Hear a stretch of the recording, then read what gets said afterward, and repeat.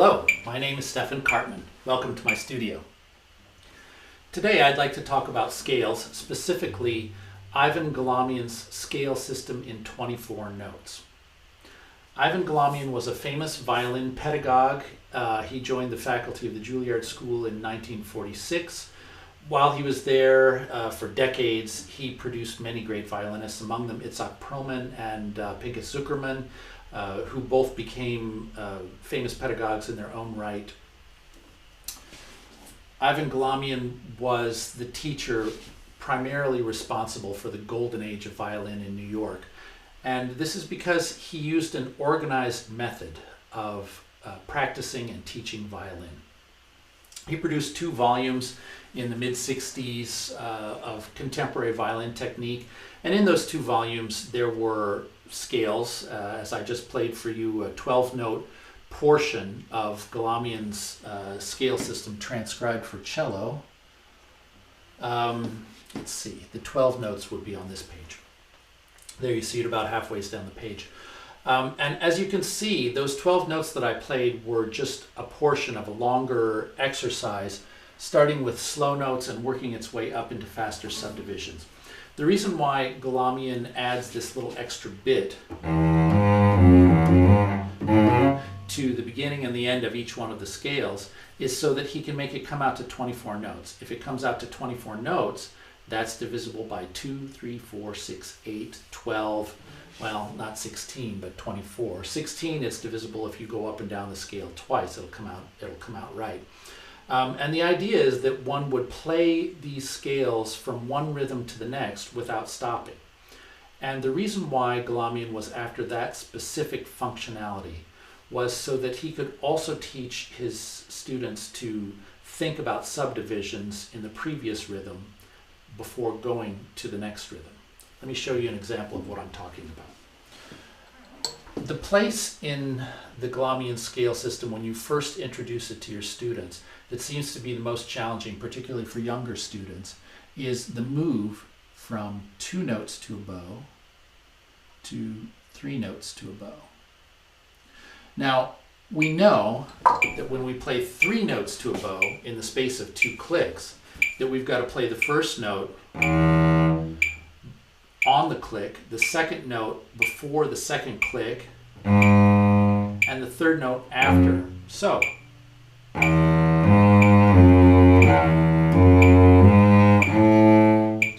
but when students don't do a proper subdivision in this, in the measures before, they always have got a problem getting those 3 notes to be equal. I've often heard things like this.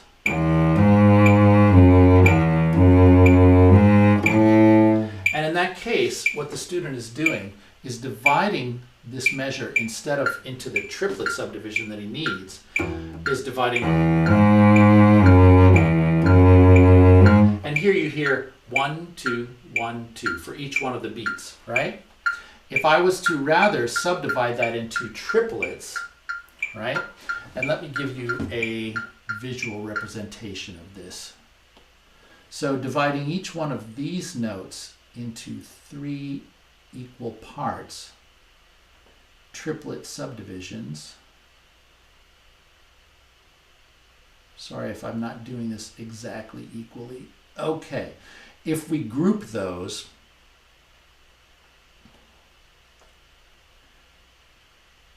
so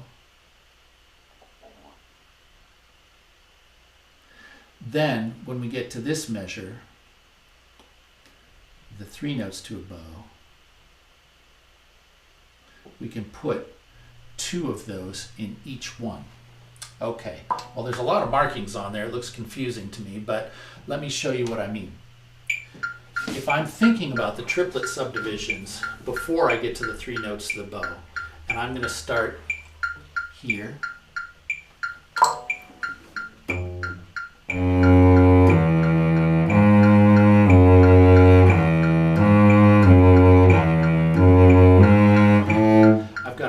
Chance of getting from the 2 notes to a bow to the 3 notes to a bow, and doing that in exactly equal 3 notes in 2 clicks. Okay, well that's my trick for going from 2 notes to 3 notes. I will often have students listen to the metronome. If that doesn't work, I'll have them pulse the triplets themselves in the bow.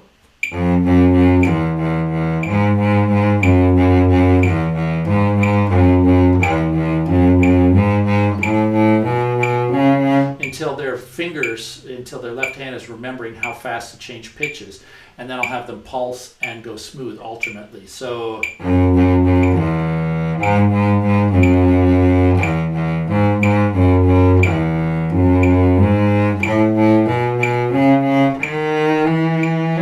and so on. You can alternate between pulsing the bow in triplets and playing it smooth.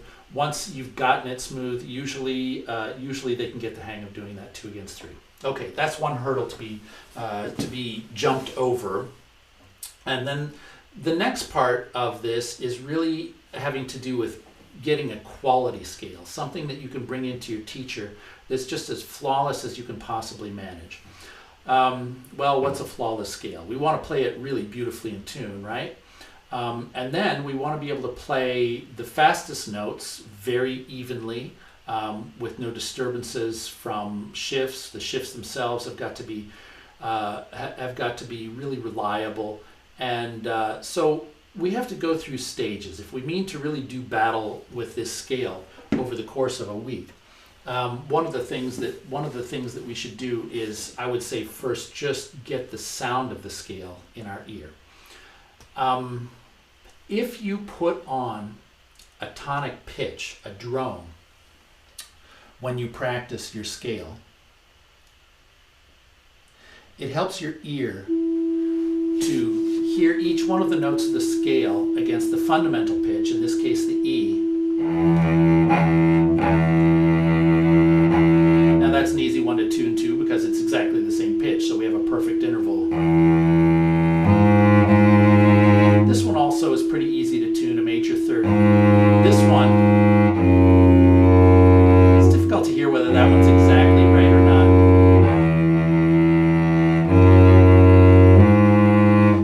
This is an easy one to hear because it's a perfect fourth. Another easy one, a perfect fifth, and so on. As you go up the scale, each one of these pitches that you play, you should hear as a unique relationship with the fundamental pitch of the scale. And notice how there were some pitches that were easier to hear whether they were in tune and some that were less easy. Well, you can also practice going up and down this scale slowly. No metronome, just really listening and trying to get the sound of it in your ear. You can also do this with the dominant. Actually, let's do that an octave lower, shall we? Right, so we still have a perfect interval with the E. And now we've got a perfect fourth against that F sharp. The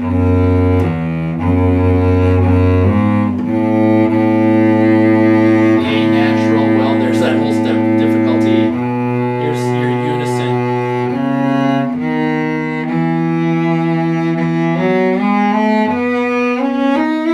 So I'm a big fan of practicing with drones. It helps to improve your hearing of your pitches against the tonality of the passage that you're practicing, whether it's a scale or a passage in one of your concertos, and it's just very useful. Okay, so let's talk a little bit about how to practice for reliability and speed, because that's the next component that you need to worry about. In this particular scale, we've got a number of 3-note groups.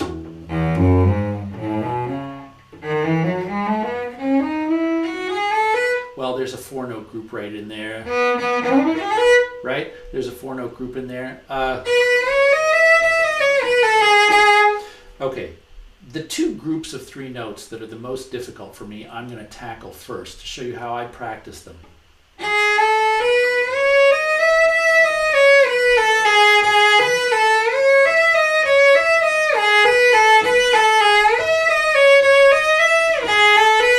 So what I'm doing is I'm choosing an exercise from my own Artist's Guide to Cello Technique. It's one of many exercises that I have in here that are kind of fundamental exercises in for cello technique. I can show you that particular exercise, although it's not transcribed to the area where we are in the cello. But if you look at this hexachord exercise that I have here, the exercise itself goes through many different spacings, not just the one that we're doing up here. But let me play the beginning of it for you and you'll see the value of the exercise.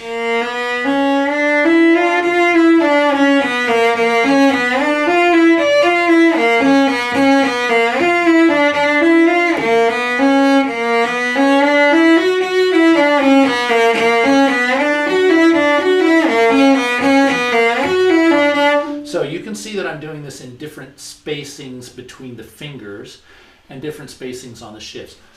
I tried to leave my hexachord exercises in such a way that they're things that would happen in some sort of diatonic tonality. It goes all the way from half steps and whole steps all the way up to all whole steps, things that you might see in works by Debussy and such. But the idea here is that it's a couple of repetitions of the same pattern. And the pattern that we're using up here is a half step, whole step between 1 and 2, whole step between 2 and 3, whole step shift, right? Whole step between 1 and 2 now. And I already showed you that. So that particular grouping I have right here. It's a half step on the bottom,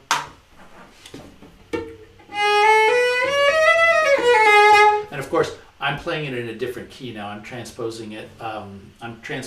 To the area where I need it for my scale. But the exercise itself, the hexachord exercise, is useful because it goes over many different groupings, and one wouldn't only practice it obviously starting from B flat, but in many different areas of the fingerboard. Okay, so I'm using hexachords to train this area, to isolate the 6 notes and the shift in between each of the 3-note groups. And then the next stage, as I said before, is that you've got to get fast at it and you have to get even on it. And the best kind of practice for getting fast and even on any kind of passage is rhythmic practice. Rhythmic practice. So we can practice scales or any of our passages in rhythms. And again, I'm going to borrow from Galamian's books on how to practice violin by using some of his rhythmic combinations. So let's take this particular group that I say is the most challenging one for me. Most challenging one to get it in tune. I would put a drone on, but because I'm using my iPad at the moment to show you the rhythmic practice chart, I can't do it at the same time. Or can I? Let's see.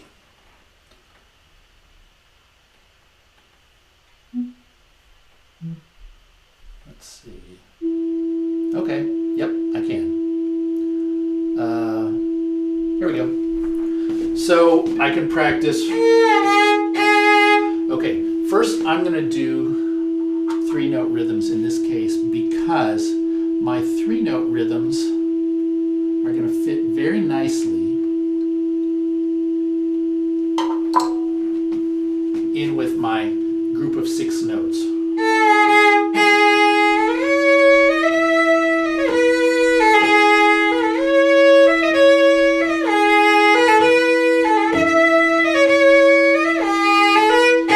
I'd want to get better at that. You know what? I'm going to get irritated with this drone, so I think I'm going to turn it off. Okay, good. Whew, that's a relief. That's a long first note. Now, what that long first note emphasizes, most especially, is the shift.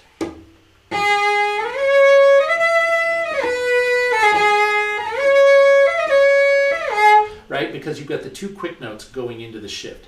If I go into the long second note, that's going to give me the note after the shift. So I've got to quickly find the next spacing of the note. Not so good.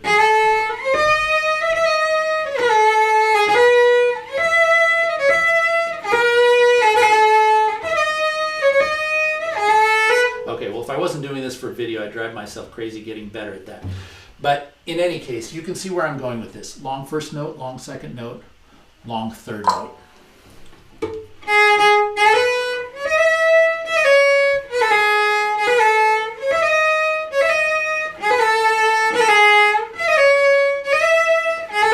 And of course, that's emphasizing the third note after the shift. So you've got to have the whole group in line before you do the shift, or at least in your mind.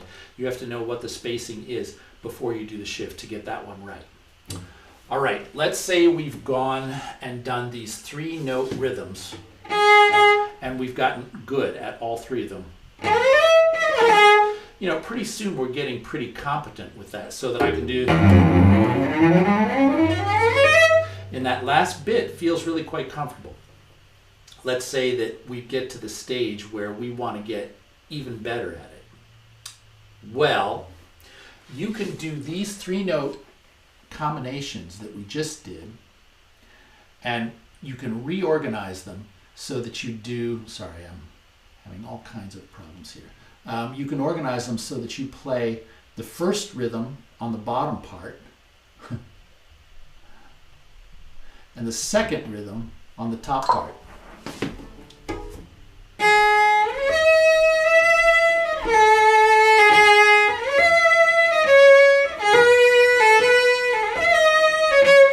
How many 3-note combinations are there? Well, you can see that there are 6 on the page. So it would sound like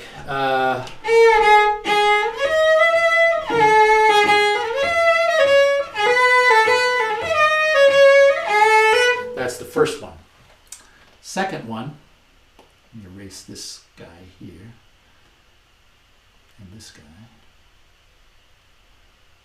The second one is the first group plus the third group. I should do that over here, shouldn't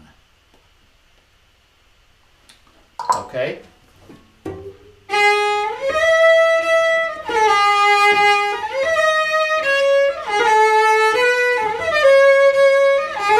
Okay, so when you do your scales, if you find a really obnoxious group of notes that you're really having trouble with, if you can practice these and listen carefully that you're not changing, getting slower on some of them than others just because you've got a difficult half step or stretch on it, or it's the note after the shift or something like that, you'll find that you can really get them even.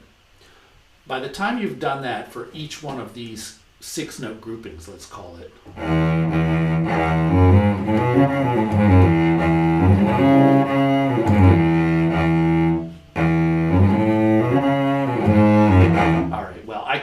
I could go after all of these 6-note combinations and work each one of them until I got good at it, and already the scale would be a lot better. The only thing that's remaining, at least in cello technique, is when we get to the 4-note groupings that are up in thumb position. It's useful for us to have an understanding of the spacing of pitches. Now, I have an exercise that I do with my students when they first get up there into thumb position, where they go through all of the whole step and half step combinations that are possible. If I was to show this to you in notes, it looks like this. You know what? Just to keep it clear, we're only going to do this first. We're only going to do this first measure. I won't bother with this, okay? And that'll show you what the spacings of each one of these sets is.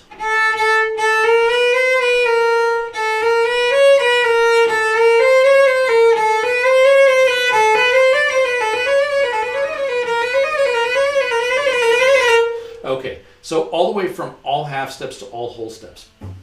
This exercise I borrowed from another violinist. It seems that we get all of the tastiest technical gems from violinists. Tibor Varga. He had one page of violin technique that he would practice every day that really got him set up. So you can see with this that it goes all the way from all half steps, and it works its way through all of the possible combinations to all whole steps. Now the only ones that we really need to concern ourselves with for this scale are the 5th set and the 6th set. That's and right? You can see that there's more on the page than just that first measure. If I play onward through here, I do different combinations.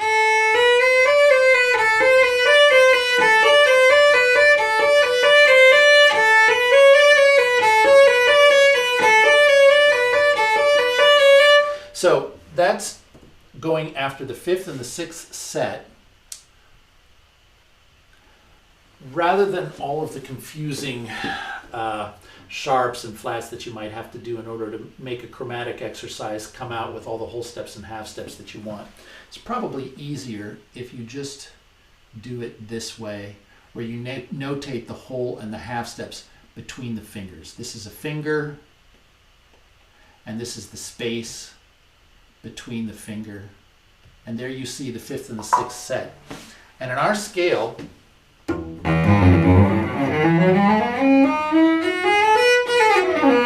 so this grouping right in here of whole step, half step, whole step, half step, whole step is there, the 6th and the 5th set. And you can practice them in the same sets that I did before.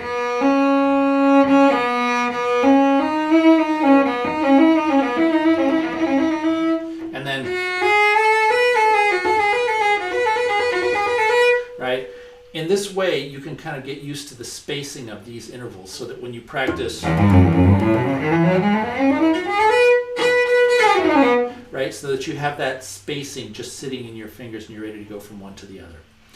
I think the final thing that you should do, and this may be in the last couple of days before you actually have to play your scale for your lesson, would be to go ahead and do all of those rhythms that I showed you for the sets. Yeah, I would do those for the whole scale. So starting with, let's see here. Starting with a long first note rhythm, play.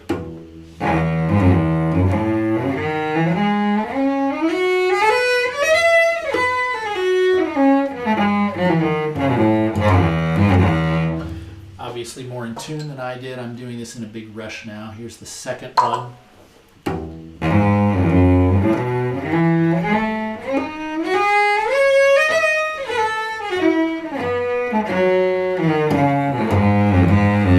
the third one finally. Ay, ay, ay.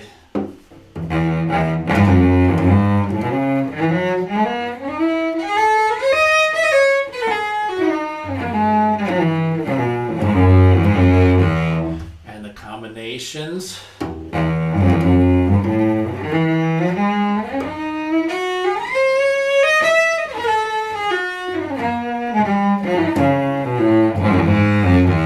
Well, obviously I've got some practicing to do myself. So I hope you enjoyed this.